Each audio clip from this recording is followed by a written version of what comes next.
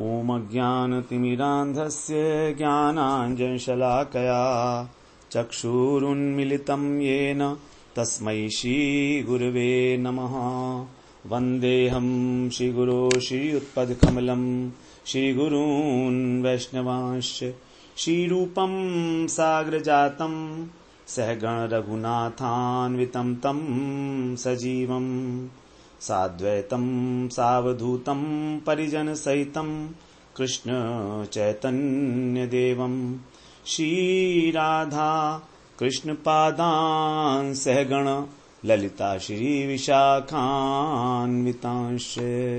तमादिदेवं करुणानिधानं तमालवर्णं सुहितावतारम् अपार संसार समुद्र सेतुं भजामहे भागवत स्वरूपम्।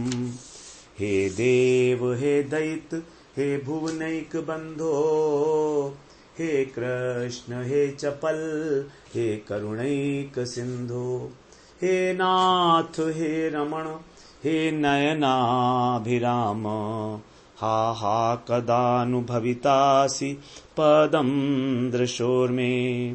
श्री कृष्ण चैतन्य प्रभो नित्यानंदा श्री अद्वैत गदाधर शिवसदी गौरभक्त वृंद। हरे कृष्ण कृष्ण कृष्ण हरे हरे हरे राम राम राम हरे हरे। हरे कृष्णा। सर्वप्रथम मैं अपने गुरुपाद पद्म ओम विष्णुपाद अष्टोत्तर शत श्री श्रीमद् भक्तिवेदांत माधव गोस्वामी महाराज के चरण कमलों में अनंत कोटि दंडवत प्रणाम ज्ञापन करता हूँ। हम लोग श्रीमद् भागवत पुराण में नवम स्कंध का जो हमने 30वां प्रकरण सूर्यवंश प्रकरण है उसका सारांश हम श्रवण कर रहे हैं। हम लोग श्रवण कर आए थे कि किस प्रकार से जो इक्ष्वाकु के पुत्र थे उसमें 3 पुत्र थे। इक्ष्वाकु के 3 पुत्र 100 पुत्र थे, उसमें से बड़े का नाम था विकुक्षी और निमि और दंडक। तो यहाँ पर विकुक्षी के ही वंश के अंदर जो है युवनाश्व उत्पन्न हुए और युवनाश्व के 100 रानियां थीं। तो इन्हीं के फिर जो है जब कोई बच्चा नहीं हुआ था तो यज्ञ करने पर इन्हीं के कुक्षी से और इनको दाहिनी कोख फाड़कर जो एक पुत्र उत्पन्न हुआ उसका नाम रखा गया मानधाता, क्योंकि इंद्र ने ही उसको जो है दूध पिलाया था अपनी अंगूठा चुसाकर उसको इस प्रकार से। तो इनका जो मानधाता थे ये बड़े चक्रवर्ती राजा थे, ये बड़े प्रतापशाली राजा थे। इनका बड़ा उदयाचल से अस्ताचल तक राज्य बताया जाता है, अखंड राज्य है। और इन्होंने फिर शशबिंदु की कन्या बिंदुमती से विवाह किया और 3 पुत्र इनके हुए और 50 कन्याएं हुई। तो जो पुत्र थे इनके नाम थे पुरुकुत्स, अम्बरीश और योगी मुचुकुंद। और इनकी जो 50 कन्याएं थी उन्होंने सौभरी ऋषि से जो है विवाह किया। तो सौभरी ऋषि का यहाँ पर फिर चरित्र बताया है कि सौभरी ऋषि के विषय में बताया कि जो सौभरी ऋषि थे वो यमुना में जो है साधना करते थे, योग का साधन करते थे, ध्यान का साधन करते थे। सौभरी ऋषि यमुना में और तपस्या कर रहे थे। वहां पर उन्होंने एक मत्स्य राज को अपने विशाल परिवार के साथ जल में देखा और वहीं पर जो है इन्होंने देखा कि एक जो है वो अपनी मछली के साथ एक संग कर रहा है। तो इस प्रकार उनको संग करते हुए देखकर इनके हृदय में भी इच्छा उत्पन्न हुई कि मैं भी इसी प्रकार आनंद प्राप्त करूंगा। जो आनंद है, आनंद मैथुन का आनंद है। इसीलिए वो यमुना के जल से निकलकर और उस समय राजा मानधाता थे उनके पास गए और उनसे कहा कि आप मुझे एक कन्या दे दीजिए। राजा ने कहा कि ठीक है, आप अंतःपुर में चले जाइए और जो भी कन्या आपको पसंद आए वो आप उस मैं आपको दे दूंगा। जो भी कन्या आपको पसंद करेगी स्वयंवर के लिए, स्वयंवर में।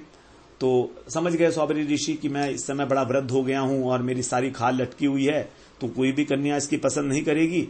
तो उन्होंने अपने योग बल से अपने को 16 वर्षीय एक नवयुवक बना लिया, बड़ा सुंदर। और जब वो अंतःपुर में गए तो सभी कन्याएं जो हैं आपस में लड़ने लगी कि हम इनसे विवाह करेंगे, हम इनसे विवाह करेंगे, इस प्रकार से। तो इन्होंने सौभरी ऋषि ने 50 की 50 कन्याओं से जो है विवाह कर लिया और सबके साथ विवाह करके फिर सबके साथ जो है इनके पुत्र हुए, 100 पुत्र हुए सबके। तो पहले अकेले थे बेचारे, फिर 50-51 हुए, उसके बाद फिर 5000 हो गए, बड़ा विशाल परिवार हो गया। ऐसे ही ये अपना जीवन जो है बिताते रहे पूरे परिवार में। एक समय इनको ख्याल में आया कि देखो मैंने तो विषय उपभोग करने में सारा जीवन बर्बाद कर दिया। तब ऐसा करके फिर ये संसार से विरक्त हो गए, और संसार से विरक्त होकर फिर उन्होंने अपने जीवन को भगवान को समर्पित किया। तो योग की साधना से जो प्राप्त नहीं हुआ था मानधाता इनको, सौभरी ऋषि को, वही इनको भक्ति से प्राप्त हुआ। तो सौभरी ऋषि को तप से मुक्ति नहीं मिली है। तो इस कथा के माध्यम से बताया जा रहा है कि यदि मनुष्य किसी भी कामोद्दीपक दृश्य को देखता है, यहां तक कि तिर्यक योनि को भी संग करते हुए देखता है, तो उसके अंदर जो सुप्त काम वासना है वो जागृत होती है। और आजकल के युवा जो हैं इस प्रकार की चीजें पढ़ते भी हैं, देखते भी हैं। तो इस कथा से हमें सीख लेना चाहिए कि जो अपने ब्रह्मचर्य को सुरक्षित रखना चाहते हैं, तो इस प्रकार से उन्हें अपनी इस प्रकार की जो वृत्ति है काम वासना को उद्दीप्त करने के लिए और अश्लील साहित्य इत्यादि का सेवन नहीं करना चाहिए। तो भक्ति से ही वास्तव में जीवन बदलता है। तो इस प्रकार से यहाँ पर भक्ति का महत्व बताया गया योग के रेस्पेक्ट में राजा सौभरी ऋषि की कथा के द्वारा। तो सौभरी ऋषि की जो पत्नियां थी वो भी, उन सब ने भी इनका अनुगमन किया, और उन्होंने भी इनकी चिता के साथ ही अपने को प्रज्वलित करके और उनके साथ सती हो गई। इस प्रकार से मानधाता जी के विषय में बताया गया। अब मानधाता के जो पुत्र हुए थे, इनके पुत्र हुए थे 3 पुत्र, इनके मानधा के 3 पुत्र बताए थे, अम्बरीश, पुरुकुत्स और योगी मुचुकुंद। तो ये पुरुकुत्स जो थे, इनसे जो नाग थे नागलोक में, उन्होंने अपनी बहन का विवाह कर दिया नर्मदा का। और ये जो नर्मदा थी इनको फिर अपने साथ पाताल लोक में ले गई। और क्योंकि नाग लोगों की गंधर्वों से बड़ा उनकी दुश्मनी होती है, और पुरुकुत्स जो है इसलिए लेकर गई थी वो कि वहां पर गंधर्व को मार दें। तो इन्होंने सब गंधर्वों को, भगवान की शक्ति से संपन्न थे पुरुकुत्स, तो इन्होंने गंधर्वों को मार डाला वहां पर। इस प्रकार जो नागराज वासुकी थे वो बड़े प्रसन्न हुए इनसे, और कहा कि जो इस प्रसंग का स्मरण करेगा उसको सर्पों से भय नहीं होगा। इस प्रकार जो पुरुकुत्स से इनके पुत्र हुए, फिर त्रिसस दस्यु, फिर अनरण्य हुए, अनरण्य के हरियश्व के अरुण के त्रिबंधन के सत्यव्रत हुए। ये सत्यव्रत जो है यही त्रिशंकु के नाम से प्रख्यात हुए। तो त्रिशंकु जो है एक बार चांडाल हो गए थे और अपने पिता के शाप से, लेकिन विश्वामित्र के प्रभाव से ये सशरीर स्वर्ग चले गए। लेकिन वहां पर देवताओं ने उनको वहां से जो है ढकेल दिया। तो नीचे की ओर सर करके जब गिरने लगे तो विश्वामित्र ने अपने तपोबल से जो है इनको आकाश में ही रोक लिया। इस प्रकार जो है ये आकाश में ही लटके हुए दिखते हैं।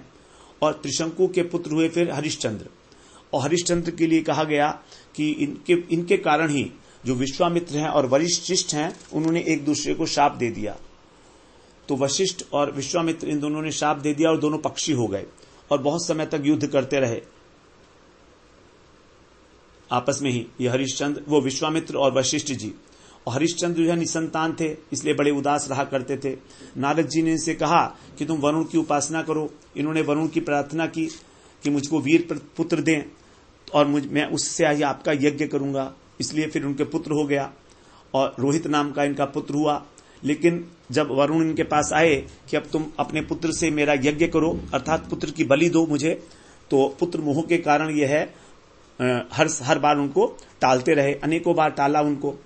तो जब रोहित को पता लगा कि मेरे पिता जो हैं वो मेरी बलि देना चाहते हैं वरुण को, तो ये वहां से अपने घर से ही भाग गए धनुष लेकर हाथ में।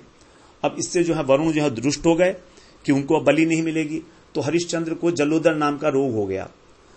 अब जब इनको पता लगा जंगल में कि मेरे पिता को जो है रोग हो गया इस कारण, तो ये लौटने लगे। अब जब ये लौट रहे थे तो रास्ते में इनको इंद्र ने रोक लिया। इंद्र ने कहा कि नहीं, कोई ना कोई हवाला दे दिया कि तुम अपने शरीर को क्यों नष्ट करना चाहते हो, ये शरीर तो बड़ा इंपॉर्टेंट है, तुम यहां पर ही तीर्थों का भ्रमण करो वन में रहकर। इस प्रकार से तो हर बार जो है इंद्र इनको 5 वर्ष तक लगातार रोकने से लौटता रहा, क्योंकि इंद्र जो है और वरुण इनकी आपस में जो है बनती नहीं थी, इसलिए इंद्र इनको रोकता था। 6ठे वर्ष जो है रोहित ने क्या किया, अजिगर्थ नामक कोई ब्राह्मण थे, उनसे मझले पुत्र को खरीद लिया, उनके मझले पुत्र को, और उसको लेकर पिता के राज्य में वापस आ गया और उसको दे दिया अपने पिता को कि आप जो है मेरे बदले अब इस पुत्र से जो है आप हवन कर दीजिए वरुण का। तो इस प्रकार से वरुण का यज्ञ भी पूरा हो गया और उनका जलोदर रोग जो था वो भी ठीक हो गया। फिर इंद्र बड़ा प्रसन्न हुआ उसमें और हरिश्चंद्र को एक सोने का रथ प्रदान किया। फिर अंत में हरिश्चंद्र ने तत्व ज्ञान का आश्रय लेकर और शरीर का परित्याग किया। ये वाली जो हरिश्चंद्र की कथा है ये अन्य कथाओं से बिल्कुल अलग है। जो अन्य पुराणों में हरिश्चंद्र की कथा है वो एक सत्यवादी राजा के रूप में कही गई है। तो हम लोग उस कथा को भी एक बार श्रवण कर लेते हैं। उसमें बताया जाता है कि हरिश्चंद्र बड़े दानी थे, उदार थे, विशाल हृदय और महापराक्रमी थे ये, और लेकिन इनकी सबसे अधिक प्रसिद्धि जो थी वो सत्यवादिता के रूप में थी। इनकी ये प्रतिज्ञा थी, चंद्र टरे सूरज टरे, टरे जगत व्यवहार, पैर राजा हरिश्चंद्र को टरे न सत्य विचार। इस प्रकार की इनकी प्रतिज्ञा थी। तो देवराज जो है इंद्र, इनकी दानशीलता और सत्यपरायणता की बात सुनी उन्होंने नारद जी से। तो इस प्रकार से जो इंद्र है उसको द्वेष होने लगा कि अरे एक भूतलवासी राजा और इतना प्रसिद्ध हो रहा है वो। तो सत्य और दान की परीक्षा करने के लिए इंद्र ने विश्वामित्र को राजी किया। और एक दिन महाराज हरिश्चंद्र जब सो रहे थे तो विश्वामित्र की प्रेरणा से ही उनको एक स्वप्न हुआ, और स्वप्न हुआ तो स्वप्न के अंदर ही उन्होंने अपना सारा राज्य और ऐश्वर्य इत्यादि विश्वामित्र को दान में दे दिया स्वप्न के अंदर।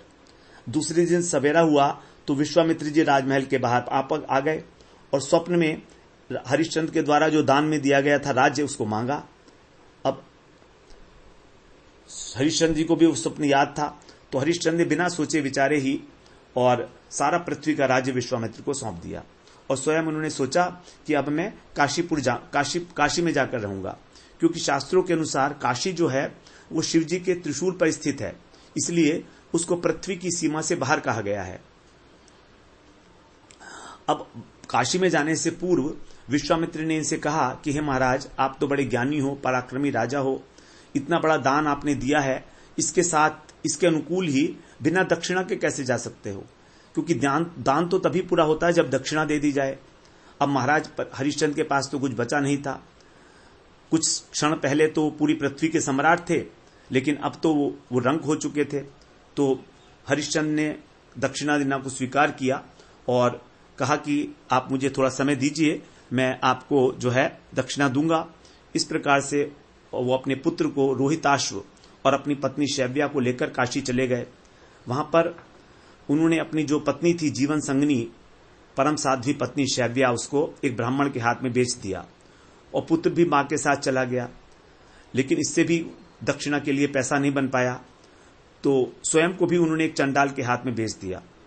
इस प्रकार जो प्राप्त धन से विश्वामित्र की जो दक्षिणा के भार से मुक्त होना चाहते थे वे, तो अब वो चंडाल के दास हो गए और एक शमशान घाट पर रहकर मृतक का कर वसूल किया करते थे। जो भी मरता था तो उससे कर वसूल करते थे। उधर चक्रवर्ती सम्राट की जो रानी थी शैव्या, वो ब्राह्मण के घर में घर साफ करने का, बर्तन साफ करना, गोबर उठाना इत्यादि का काम करती थी। और रोहिताश्व जो है, जिसके लिए अनेकों नौकर खड़ा रहा करते थे, वो ब्राह्मण के यहाँ जो है गाय चराता और पूजा की सामग्री इत्यादि इधर उधर के कामों के अंदर सब काम करता था। एक दिन संध्या का समय था और अंधकार बढ़ रहा था। उसी समय रोहिताश्व को ब्राह्मण ने आदेश दिया कि तुम उद्यान में से पुष्प तोड़कर लाओ। तो वहां पर एक सर्प ने उसको डस लिया, रोहिताश्व को, जो इनका पुत्र था, और वो वहीं पर गिर गया और मर गया। अब बेचारी जो उसकी मां थी शैव्या, वो सोच भी नहीं सकती थी कि मुझे इतना दुख मिलेगा कभी। तो दोनों अपने मृत पुत्र को अपने भुजाओं पर टिकाए हुए और बैठी रही वहां पर। उनको कोई भी दिलासा देने वाला भी नहीं था, कुछ भी, किस प्रकार भी। फिर बाद में वो खुद ही उसको लेकर शमशान घाट की ओर चल दी। अब शमशान घाट पर पहुंचते ही जो वहां पर उस चांडाल के द्वारा नियुक्त किए गए थे राजा हरिश्चंद्र, जब उनके सेवक के रूप में वो उपस्थित हो गए और उन्होंने कहा कि यदि इसका अंतिम कर्म करना है तो आप मुझे कर दीजिए। लेकिन शैव्या के पास तो देने के लिए कुछ भी नहीं था। एक फटी पुरानी मैली सी साड़ी थी, तो उसी के अंदर वो अपनी पुत्र को लपेटे हुए थी आधे भाग में। अब आधे भाग में जो है अपनी लज्जा का निवारण कर रही थी उस साड़ी के द्वारा ही। तो राजा के कर मांगने पर वो रो पड़ी। अब जब वो रोने लगी तो उसकी चीत्कार से जो राजा हरिश्चंद्र थे उन्होंने पहचान लिए कि तो मेरी पत्नी ही है। इतनी भयंकर स्थिति है कि पिता के अंदर शमशान में, पिता जो है शमशान में कर ग्रहण करने के लिए नियुक्त है और पत्नी कंगाल होकर और अपने एकमात्र मृत पुत्र के मृत शरीर को दाह संस्कार कराने के लिए आई है और वो कर वसूली पर ही अड़ा है कि तभी संस्कार होगा जब तुम मुझे कुछ कर दोगी। अब जानता है वो कि इसके पास कुछ भी नहीं है, तो उसने कहा कि देखो ये तो आपका ही तो पुत्र रोहिताश्व है, क्या आप अपने पुत्र को नहीं पहचानते हो? तो हरिश्चंद्र जी ने अपने हृदय में जो तूफान उठ रहा था भावनाओं का उसको दबाया और अपने धर्म पर स्थित रहते हुए बोले कि देखो, जिस धर्म के लिए मैंने अपना धर्म राज्य छोड़ा, तुम्हें छोड़ा, चांडाल का दास बना, तुम दासी बनी और ये पुत्र हमारा मर गया, उसी धर्म को आज तुम मुझसे छुड़वाना चाहती हो, तो तुम मेरी सहचरी हो, मेरी सहधर्मिणी हो, मेरी सहायता करो और अपने सच्चे स्वरूप का परिचय दो। शैव्या एक पतिव्रता नारी थी, पति के प्रतिकूल कैसे चलती वो भी। तो इस प्रकार से जब कर मांग रहे थे उनके पति, तो उनके पास तो कुछ था नहीं। अंत में उन्होंने जो अपनी साड़ी का आधा भाग था उसको देना चाहा, जिसमें उन्होंने रोहिताश्व को लपेट रखा था। हरिश्चंद्र ने उसको लेना स्वीकार कर लिया। अब शैव्या क्या करती, उसने अपने साड़ी को आधे भाग से पकड़कर फाड़ना चाहा, तभी भगवान विष्णु जो है वहां पर प्रकट हो गए और शमशान घाट में जो है रोहिताश्व जी उठा। देवराज इंद्र और विश्वामित्र भी वहां पर उपस्थित हो गए। तो चंडाल बनकर जो महाराज हरिश्चंद्र की परीक्षा लेने वाला धर्म था वो भी वहां पर आ गया और वहां पर पुष्प वर्षा हुई और आकाश में जो है देवांगनाओं ने बड़ा हर्ष मनाया। इस प्रकार भगवान ने हरिश्चंद्र को भक्ति का वरदान दिया और इंद्र ने उससे कहा कि तुम अपनी पत्नी के साथ स्वर्ग चलो। हरिश्चंद्र ने कहा, हे देवराज, मैं तो राजा हूं, प्रजा का पालक हूं, मैं अपने अधीन जनों को पृथ्वी पर बिलखता छोड़कर स्वर्ग नहीं जा सकता। इंद्र ने कहा कि आपके तो बड़े पुण्य हैं, आप तो अक्षय काल तक स्वर्गवासी बन सकते हैं और आप, लेकिन प्रजाजनों को ऐसा अवसर नहीं मिल सकता क्योंकि उनके सबके अलग अलग प्रकार के कर्म हैं, उन्हें तो नहीं ले जा सकते। तो हरिश्चंद्र ने कहा कि यदि आप मेरे पुण्य के प्रभाव से सभी प्रजा को मेरे स्वर्ग ले जाइए और मुझको सबके पापों का फल भोगने के लिए नरक में छोड़ दीजिए, लेकिन मैं अपनी प्रिय प्रजा को दुख सहने के लिए नहीं छोड़ सकता, क्योंकि प्रजा के पाप और पुण्य का उत्तरदायित्व तो राजा पर ही है। तो जब हरिश्चंद्र की ऐसी उदारता, प्रजावत्सलता देखी तो देवराज इंद्र संतुष्ट हो गए और उनको हरिश्चंद्र को, उनके प्रजाजनों को, सभी को सशरीर स्वर्ग में लेकर चले गए। इसके बाद फिर विश्वामित्र ने अयोध्या को दोबारा से बसाया और वहां पर रोहिताश्व को उसके सिंहासन पर अभिषिक्त किया और उनको पृथ्वी का एक छत्र सम्राट बना दिया। इस प्रकार से ये कथा एक अन्य पुराणों में हरिश्चंद्र की कथा आती है, जिसको हमने प्रसंगवश यहां पर श्रवण कर लिया। भागवत में इस प्रकार की चर्चा नहीं है। आगे अब 8वें अध्याय में बता रहे हैं राजा सगर का चरित्र। रोहित के वंश के ही नरी बाहुक नाम का राजा हुआ। शत्रुओं ने बाहुक का जब राज्य छीन लिया तो बाहुक वन में चले गए, वहां उनकी मृत्यु हो गई। अब उनकी पत्नी भी वहां पर सती होना चाहती थी, लेकिन वहां पर जो उनके और ऋषि थे उन्होंने रोक दिया, क्योंकि उन्हें पता था कि इसके गर्भ में शिशु है।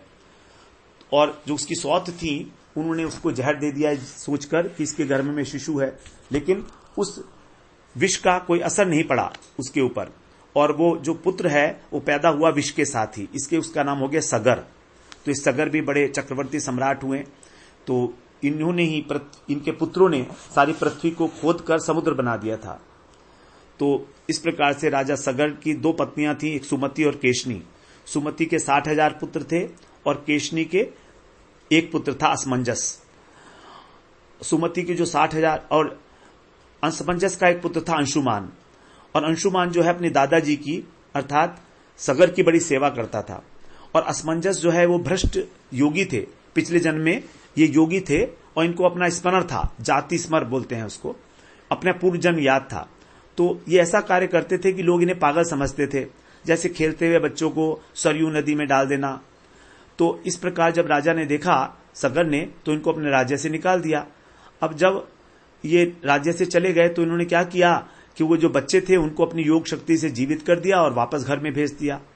तो राजा सगर को जान के बड़ा कष्ट हुआ कि देखो मेरा जो पुत्र है वो इतना योग शक्ति संपन्न है और मैंने इसको घर से निकाल दिया। फिर राजा सगर ने यज्ञों के द्वारा भगवान की उपासना की। जब 100वां यज्ञ कर रहे थे तो इंद्र उनके घोड़े को चुरा कर ले गया और भगवान कपिल के आश्रम में बांध दिया। 60,000 पुत्र जो थे इनके, सुमति के पुत्र, वे घोड़ा पता लगाने के लिए जब गए तो उन्होंने पृथ्वी को खोदना शुरू किया और खोदते खोदते जब ईशान कोण पर पहुंचे तो देखा कपिल ऋषि के आश्रम में वो घोड़ा जो है घास चर रहा है।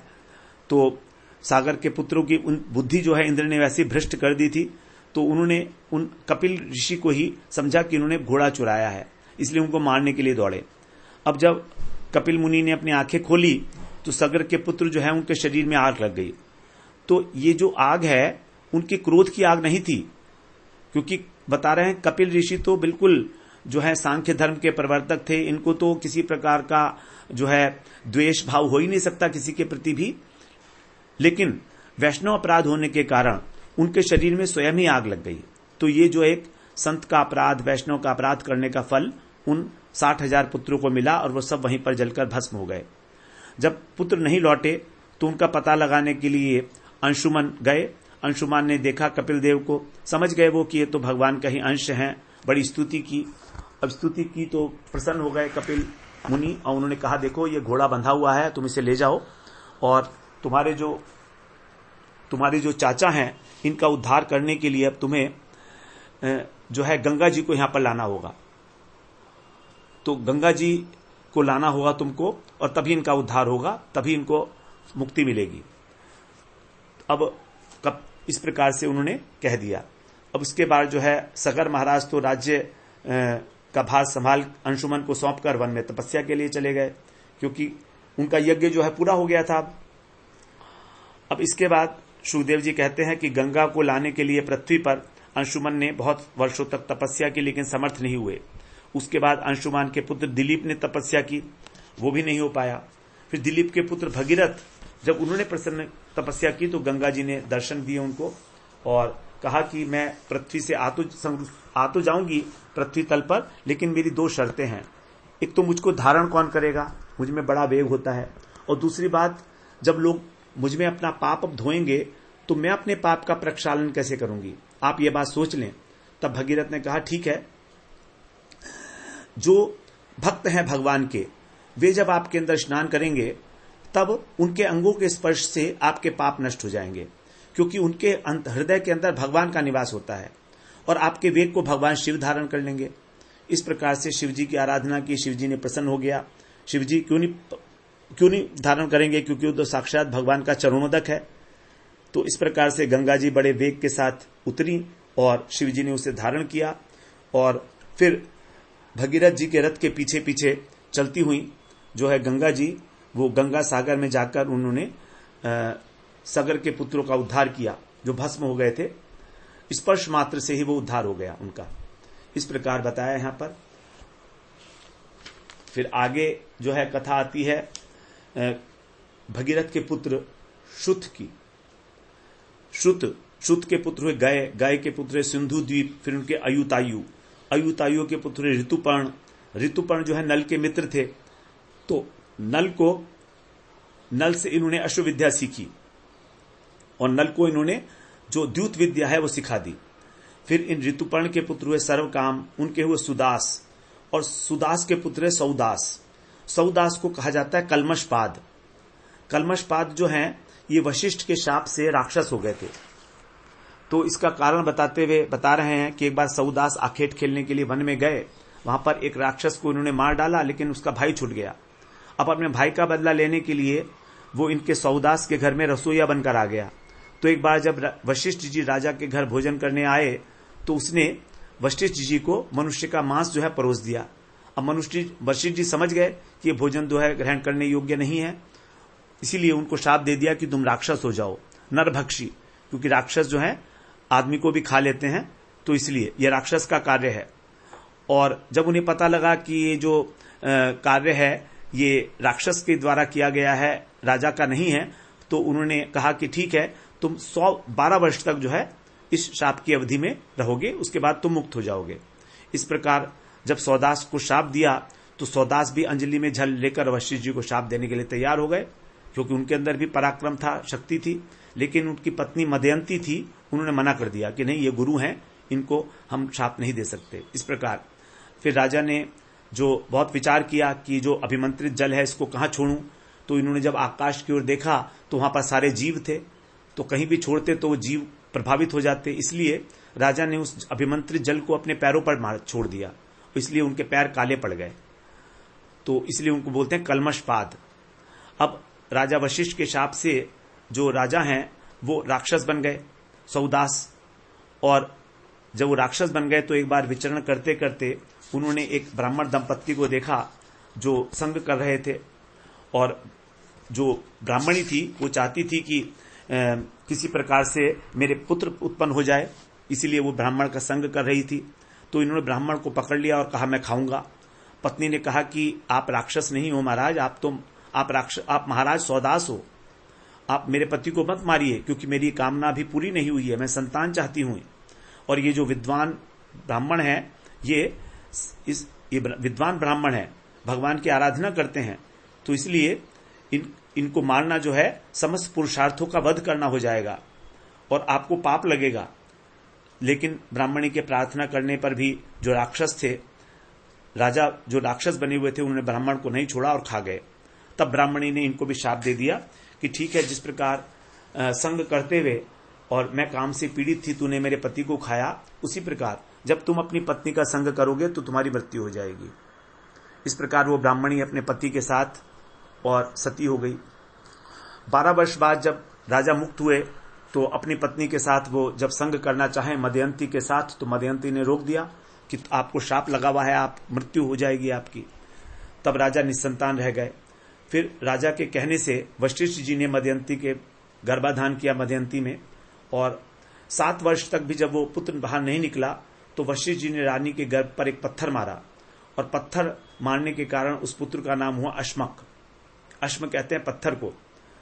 तो इसमें बता रहे हैं कि जब परशुराम जी क्षत्रियों से हीन कर रहे थे पृथ्वी को, उस समय सभी स्त्रियों ने चारों तरफ से घेर कर इनको बचा लिए था, इसलिए इनका नाम हुआ नारी कवच, अर्थात जिसने नारी को कवच के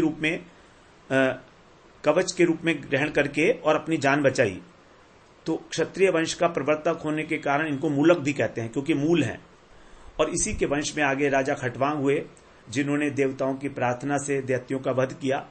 और फिर जब देवताओं ने बताया कि आपकी केवल 2 घड़ी की आयु बची है, 1 मुहूर्त की, तो वे राजधानी में लौटकर और बड़ा विचार किए जीवन में, और अपने मन को भगवान में लगाकर उन्होंने भी भगवत धाम को प्राप्त किया।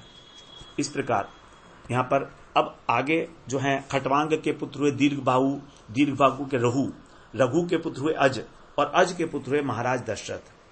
महाराज दशरथ के फिर 4 पुत्र हुए, भगवान आए 4 अंशों में, राम लक्ष्मण भरत शत्रुघ्न।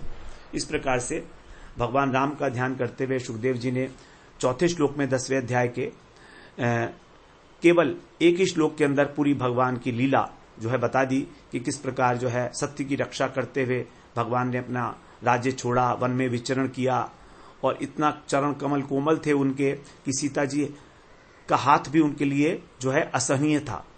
तो ऐसे राम बिना किसी पादुका के जब जंगल में थक जाते थे चलते चलते, तो लक्ष्मण हनुमान जी उनको तबाह कर थकान दूर करते थे। सूप न खा के नाक कान काटकर अपनी प्रियतमा का उन्होंने वियोग बर्दाश्त किया। उसके कारण जब उनकी भौं तन गई तो समुद्र जो भयभीत हो गया, और भगवान ने समुद्र पर पुल बांधकर राक्षसों को मारा। वे भगवान हम सबकी रक्षा करें। इस प्रकार से केवल एक श्लोक में ही सारी की सारी रामलीला पूरी करके फिर आगे थोड़ा सा विस्तार किया है सुखदेव जी ने रामलीला का, कि भगवान राम विश्वामित्र के आश्रम में गए, वहां पर सुबाहु इत्यादि राक्षसों का वध किया। जनकपुरी की सभा में जाकर शिवजी के धनुष को बिना प्रयास के ही तोड़कर सीता जी का पाणी ग्रहण किया। फिर जो जनकपुर से लौट रहे थे तो 21 बार जिन्होंने पृथ्वी को क्षत्रियों से हीन कर दिया था, ऐसे परशुराम जी के गर्भ को नष्ट किया रास्ते में।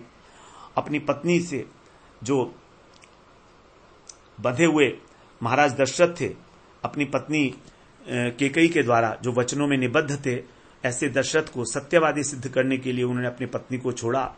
पत्नी के साथ और लक्ष्मण के साथ जो है अपना राज्य छोड़कर वन में चले गए। वहां पर जो दूषित हृदय वाली शूर्पणखा थी, उसके नाक कान काटकर उसको विरूप किया और उसके भाई और खरदूषण त्रिशरा को उनकी 14,000 सेना के साथ मारा। तब शूर्पणखा का जो भाई रावण था, उसने सौंदर्य के जब बारे में सुना सीता के, तो उसका हृदय काम वासना से व्याकुल हुआ।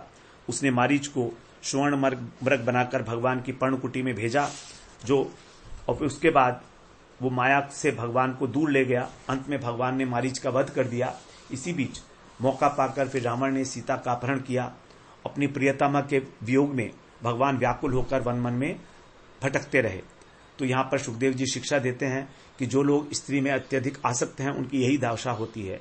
स्त्री संगीनाम गतिमिति प्रत्यंचचार।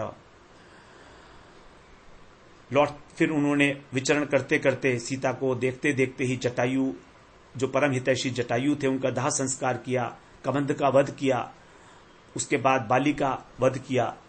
बंदरों से, सुग्रीव से मित्रता करके सीता का पता लगाने के लिए समुद्र के तट पर पहुंचे। पता लगाने के बाद फिर सेतु का निर्माण किया वहां पर समुद्र के ऊपर। समुद्र ने कहा कि आप चाहें तो बिना किसी सेतु के ही पार कर सकते हैं, लेकिन आप मेरे ऊपर सेतु बना दीजिए। समुद्र ने कहा तो आपकी जो यश गाथा है वो बड़े बड़े दिग्विजयी राजाओं के द्वारा भी गाई जाएगी। तो भगवान ने वानरों की सहायता से ही समुद्र के ऊपर सेतु बनाया और उस लंका की नगरी में फिर प्रवेश किया। तो यहां पर ऐसा बताया जाता है कि जब सेतु बनाने का कार्य हो रहा था, तो भगवान राम जहां समुद्र के तट पर खड़े हुए थे, तो उनको देखने के लिए सारे के सारे जलचर समुद्र के अंदर से निकल के बाहर आ गए और राम की रूप छटा को देखकर मुग्ध हो गए। और इतने अधिक जलचर थे कि सेतु तो बन गया, लेकिन सेतु के ऊपर तो राम चल रहे हैं, लेकिन वानर सेना तो असंख्य है, वो कैसे जाएगी? इतने सारे जो बंदर हैं वो कैसे पार होंगे समुद्र को? तो ऐसा कहते हैं कि जो जलचर थे वो राम की छटा को देखकर इतने स्तंभित हो गए कि उस सेतु के दोनों ओर जलचर ही जलचर थे। तो उनकी पीठ के ऊपर अपने पैर रख रख कर सभी वानर इत्यादि जो भी थे वो सब से समुद्र को पार कर गए। इतनी सुंदर छटा थी राम की कि सभी लोग जो है राम को देखकर आकर्षित हो जाते थे। यहां तक कि जो जलचर थे वो भी राम के दर्शन करने के लिए व्याकुल हो गए थे और बिल्कुल स्तब्ध होकर वहां पर खड़े हुए थे। जब तक राम सेतु पार नहीं कर गए तब तक वो सब वहां पर ही खड़े रहे। तो इसी प्रकार से वो ऊपर आकर उन्होंने एक सेतु का निर्माण कर दिया, पैरेलल सेतु का। उसके ऊपर पैर रखकर सभी वानर लोग जो हैं वो समुद्र को पार किए हैं। इस प्रकार से कहा जाता है। फिर वहां जाकर रावण ने राक्षसों को सबको मारा। मेघनाद, कुंभकर्ण, रावण इत्यादि सबको मारा उसको। उसके बाद फिर रावण जब आया था युद्ध करने के लिए तो विमान में आया था। तो इंद्र का जो सारथी है मातली, वो भी दिव्य रथ लेकर भगवान के सामने आया था। तब भगवान राम ने उस पर सवार होकर जो है रावण से बोला था कि तूने मेरी अनुपस्थिति में सीता का अपहरण किया है, तुम एक कुत्ते की तरह से हो। जैसे एक कुत्ता होता है वो मालिक नहीं होता तो रसोई में से जाकर कुछ भी खा लेता है, उसी प्रकार से, इसलिए तुम आज अवश्य मरोगे। इस प्रकार से राम ने युद्ध में रावण को मारा और मंदोदरी इत्यादि जो रानियां थीं वो सब विलाप करने लगी। फिर भगवान राम की आज्ञा से विभीषण ने सबकी अंत्येष्टि क्रिया की। विभीषण यद्यपि रावण की अंत्येष्टि क्रिया नहीं करना चाहते थे, लेकिन भगवान ने आदेश दिया कि नहीं, ऐसा तुम्हें करना है, इसलिए विभीषण ने किया। इसके बाद हनुमान जी के साथ अशोक वाटिका में गए, सीता जी के दर्शन किए, जो अत्यंत दुर्बल हो गई थी राम के वियोग में, मगर उनको देखकर एकदम प्रसन्न हो गई। और फिर भगवान जो है वहां से लौटकर जो है अयोध्या में पुष्पक विमान से वापस आए। विभीषण, सुग्रीव, हनुमान, लक्ष्मण, सीता जी के साथ। इस प्रकार उनका 14 वर्ष का वनवास पूरा हुआ। और फिर भरत जी जो है वहां पर व्रत का पालन कर रहे थे। जटाएं भर गई थी, नंदीग्राम में रहते हुए जमीन पर सोते थे। गौमूत्र में पकाया हुआ जो जौ का दलिया है वही खाते थे केवल। जब उन्हें पता लगा राम आ रहे हैं तो सुंदर रथ इत्यादि लेकर उनकी अगवानी के लिए गए सब लोग। और जब मिले तो भरत जी के हृदय में अश्रु का प्रभाव हो गया आंसुओं से। राम ने उनको देखते ही गले से लगा लिया, दोनों ही रोने लगे, एक दूसरे का स्नान करा दिया दोनों ने अपने अश्रुओं से ही। जो प्रजा थी वो सभी आनंदित हो रही है राम को देखकर। और राम ने सब आकर अपने भाइयों के साथ स्नान इत्यादि किया। वशिष्ठ जी ने उनको राज सिंहासन पर अभिषिक्त किया और इस प्रकार राम जो है बड़े धर्म पूर्वक प्रजा का पालन करने लगे। सब और सुख संपदा थी। राज्य काल में किसी को भी शारीरिक आदि व्याधि इत्यादि कुछ भी नहीं थी। बुढ़ापा, दुर्बलता, शोक, भय, मोह, थकान किसी को नहीं होती थी। यहां तक कि जो मरना नहीं चाहता था उसकी मृत्यु भी नहीं होती थी। ऐसा था राम राज्य। तभी जो राम राज्य जो है बड़े आदर्श कहा जाता है। यदि राज्य का संचालन सीखना है तो राम से ही सीखना चाहिए। उनकी मर्यादाओं को आत्मसात करके ही राज्य का जो है अच्छी प्रकार से पालन किया जा सकता है। इस प्रकार से राम राज्य में प्रकृति जो है सभी कामनाओं को पूरा करने वाली थी। वन, नदी, पर्वत, वर्ष, द्वीप सब प्रजा के लिए कामधेनु के समान थे। जो कुछ भी जिसको चाहिए होता था वो उसको प्रदान करती थी प्रकृति, सारी प्रकृति। तब भगवान कहा जाता है दैहिक दैविक भौतिक तापा, राम राज नहीं काहुई व्यापा, सब नर करहि परस्पर प्रीति, चलहि स्वधर्म निरत श्रुति नीति, चारिउ चरण धर्म जग माही, पूरी रहा सपनेउ अघनाही, अल्प मृत्यु नहीं कवनिउ पीरा, सब सुंदर सब विरुज शरीरा। सभी वहां पर एक नारी व्रत थे और सभी नारियां पतिव्रता थी। इस प्रकार से जो है राम के राज्य की जो उस सब पूरे विश्व में श्रेष्ठ माना जाता है। फिर आगे बताते हैं कि पृथ्वी जो है जब राम बाद में जो है जब राम विचरण करते करते एक धोबी के घर के आगे से निकले तो वहां पर धोबी कह रहा था अपनी स्त्री से कि मैं तुझे अपने घर में राम की तरह नहीं रख सकता क्योंकि तू पराये के घर रहकर आई है।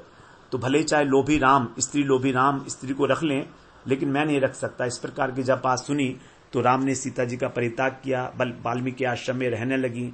वहीं पर उनके लव कुश पुत्र हुए, वहीं पर जात कर्म संस्कार हुआ।